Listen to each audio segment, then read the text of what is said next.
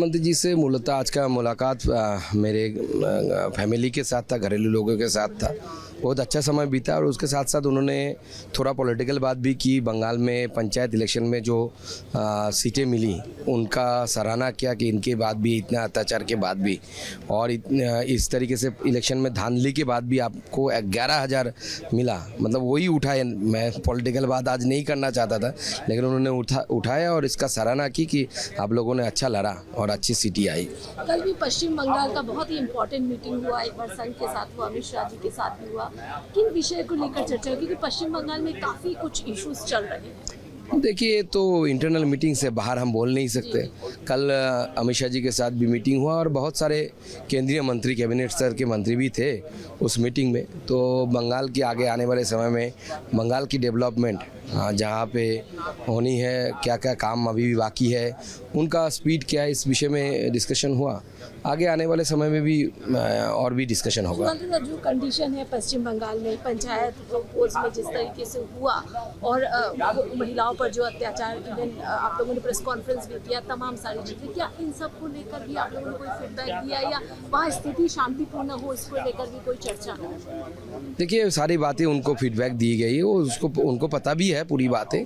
और स्पेशली आगे आने वाले समय 5 तारीख में जो तृणमूल कांग्रेस ने बीजेपी कार्यकर्ताओं के घेराव का बात किया है, उसके विषय में भी उनको जानकारी दिया। आगे आने वाले समय में हम उनको लेटर भी देंगे इस विषय में। मंत्री जी से मूलतः आज का मुलाकात मेरे फैमिली के साथ था, घरेलू लोगों के साथ था।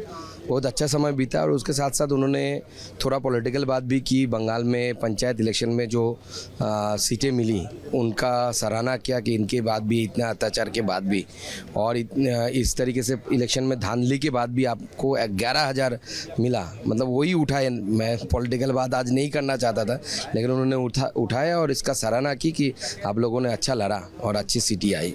कल भी पश्चिम बंगाल का बहुत ही इम्पोर्टेंट मीटिंग हुआ, एक बार संघ के साथ हुआ, अमित शाह जी के साथ भी हुआ। किन विषय को लेकर चर्चा हुई, क्योंकि पश्चिम बंगाल में काफी कुछ इश्यूज चल रहे हैं? देखिए, तो इंटरनल मीटिंग से बाहर हम बोल नहीं सकते। कल अमित शाह जी के साथ भी मीटिंग हुआ और बहुत सारे केंद्रीय मंत्री, कैबिनेट स्तर के मंत्री भी थे उस मीटिंग में। तो बंगाल के आगे आने वाले समय में बंगाल की डेवलपमेंट जहाँ पे होनी है, क्या क्या काम अभी भी बाकी है, उनका स्पीड क्या है, इस विषय में डिस्कशन हुआ। आगे आने वाले समय में भी और भी डिस्कशन होगा। जो कंडीशन है पश्चिम बंगाल में पंचायत पोल्स में जिस तरीके से हुआ और महिलाओं पर जो अत्याचार, इवन आप लोगों ने प्रेस कॉन्फ्रेंस भी किया, तमाम सारी चीजें, क्या इन सब को लेकर भी आप लोगों ने कोई फीडबैक दिया या वहाँ स्थिति शांतिपूर्ण हो, इसको लेकर भी कोई चर्चा हो? देखिए, सारी बातें उनको फीडबैक दी गई है, उनको पता भी है पूरी बातें। और स्पेशली आगे आने वाले समय 5 तारीख में जो तृणमूल कांग्रेस ने बीजेपी कार्यकर्ताओं के घेराव का बात किया है, उसके विषय में भी उनको जानकारी दिया। आगे आने वाले समय में हम उनको लेटर भी देंगे इस विषय में। मंत्री जी से मूलतः आज का मुलाकात मेरे फैमिली के साथ था, घरेलू लोगों के साथ था।